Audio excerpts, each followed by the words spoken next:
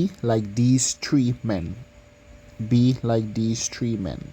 First and foremost, I'd like to give our praises, honor, and glory to Yahweh Shemi Shai. I want to give double honors to the apostles of great millstone who rule well. Salutation to the men of the whole land, since elect. This is Brother Marcus out here again with another edification for the elect's sake. And as I said, the name of this lesson will be like these three men, and came directly from this precept here. This is Ezekiel chapter 14 and verse 13. It says, Son of man, when the land sinneth against me by transgressing grievously, then I will stretch out my hand upon it, and I will break the staff of the bread thereof, and I will send famine upon it, and I will cut off man and beast from it. Though these three men, Noah, Daniel, and Job, were in it, they should deliver but their own souls by their righteousness, saith Yahweh Shemi Shai. Alright? So the Lord said, even if these three men were in it, they would escape the destruction, but they would escape the destruction because of their righteousness. Alright? So their righteousness is what saved them, their cleanness. There, as the scripture says, come out from among her, my people, and touch not the unclean thing. Means that they separated themselves from the world, from the manner of the living of this world, alright, the customs of this world, to keep and rehearsing the righteous are keeping themselves pure in the sight of Yahweh Shemi Shai. Though our righteousness is as filthy rags, they still maintain a form of godliness so that they could be, acknowledged, firstly, by Yahweh Shemi Shai and delivered, alright, in the day of Yahweh Shai. Alright? So, basically, to escape the pollution of this life, to escape the destruction of this world, you have to do righteousness righteously. Alright? You have to do righteousness righteously. Alright? Going on, it says, verse 15, it says, If I cause noisome beasts to pass through the land, and they spoil it, so that it shall be desolate, and no man may pass through because of the beasts, though these three men were in it, as I live, saith Yahweh Shemi Shai, they shall deliver neither sons nor daughters. They only shall be delivered, but the land shall be desolate. And they're going to be delivered because why? Because they rehearsed righteousness.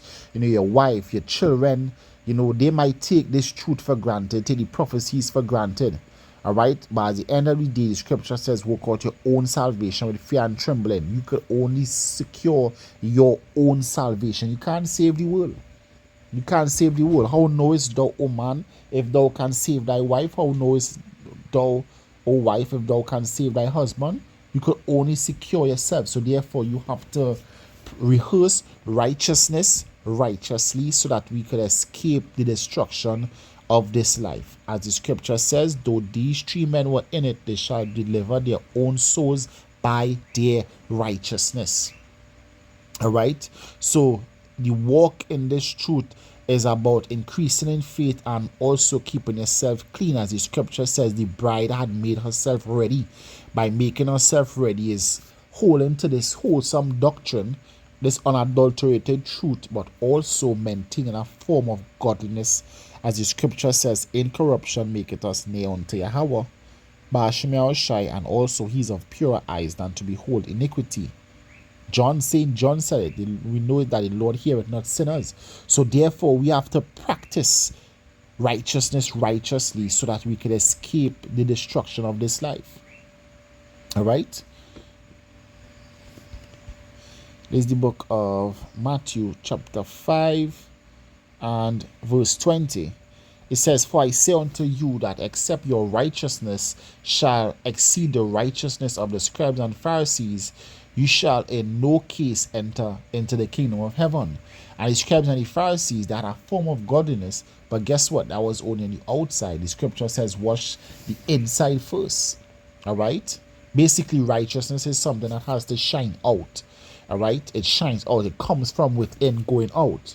Alright? And the Pharisees, they will talk the law, Bible, prophets, but then they don't do the things that written therein. They prescribe laws, but they don't keep the laws. They prescribe customs and restrictions and regulations. And they themselves don't keep, as the scripture says, they put weight upon men that they're not even going to lift with one finger. So when it says that except your righteousness shall exceed the righteousness of the scribes and Pharisees, mean that you not just talking the talk, you actually walk in the walk also. You walk in the walk also as you physically, spiritually, mentally fighting for your salvation, rehearsing righteousness, doing righteousness righteously. Not just doing it for face value, but so that you can be accepted of Yahweh Shai in the day of his coming. Alright? That is how you're going to be like those three men. You're going to sincerely be righteous. Alright? Here's the book of Job, chapter 1 and verse 6. It says, now there was a day when the sons of Yahweh Shai came to present themselves before Yahweh Shai, and Satan came also among them. And Yahweh Shai said unto Satan, whence comest thou? Then Satan answered Yahweh Shai and said unto him, and said, from going to and fro in the earth, and from walking up and down in it. All right, as you know, the scripture says, all adversaries are a roaring lion. All right. It says and Yahweh Shai said unto Satan, hast thou considered my servant Job? Because the Lord made Satan to go out and test people, as the scripture calling the tempter. So the Lord asked him, hey, you consider my servant Job? So Yahweh Shai had faith in Job. Like when he said Daniel, he said, a man greatly beloved.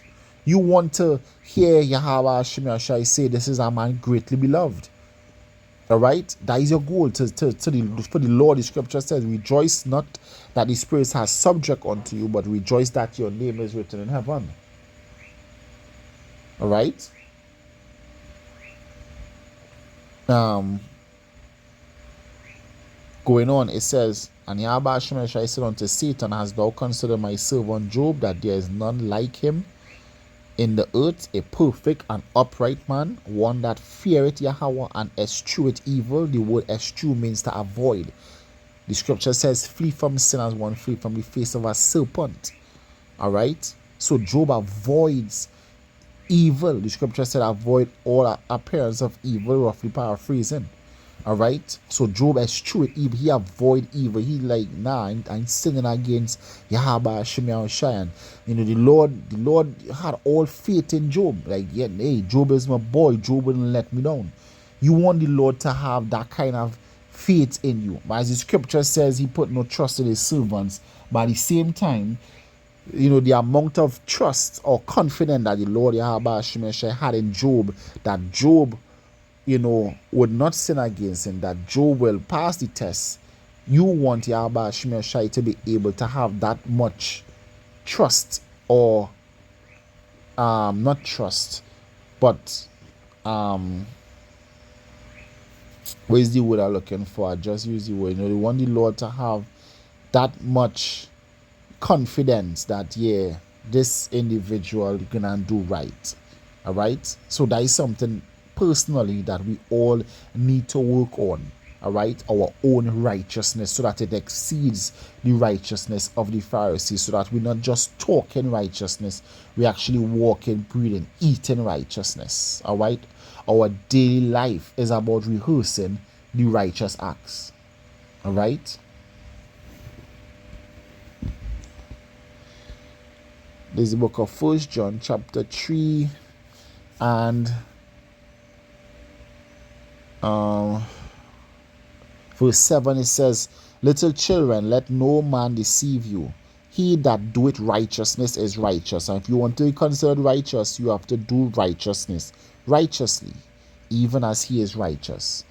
All right. So you have to do righteousness righteously, so that you could be considered righteous, a son of Yahweh Shai. All right. This is the final precept here. It says 1 Timothy chapter 4 and verse 15. It says, meditate upon these things and give thyself wholly unto them. you think you any prophecies, you thinking about all things, you meditating on the scriptures of Yahweh Shem Shai. All right, it says meditate upon these things and give thyself wholly unto them. Holy means that you giving yourself completely onto the doctrine, onto the lifestyle of living up to the measure of the stature of Yahweh Shem Shai. All right, that thy profiting may appear to all. It says, take heed unto thyself and unto the doctrine. Take heed. Continue in them. You have to continue in this truth. They have no exit out this truth. For in doing this, thou shalt both save thyself and them that hear thee. All right. So you want your profiting to shine forth. You want to be able to save others by your words. All right. So, and you want to also be saved by your words. All right. You also want to be saved, we're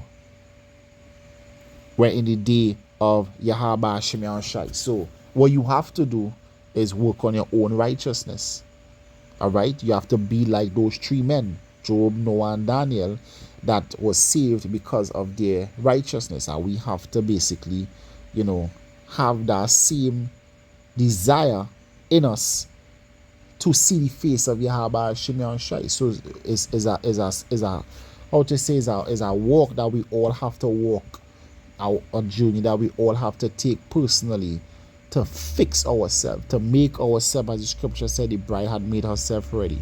We have to make ourselves ready for Yahweh Shem Shai and appear righteous, appear blameless before him at his coming. All right. So with that, I hope it was edifying. I want to give all praises and all glory to Yahweh Shem Shai. I want to give double honors to the apostles of great mercy who do well. Salutation to the men of the hopeful and sincere elect.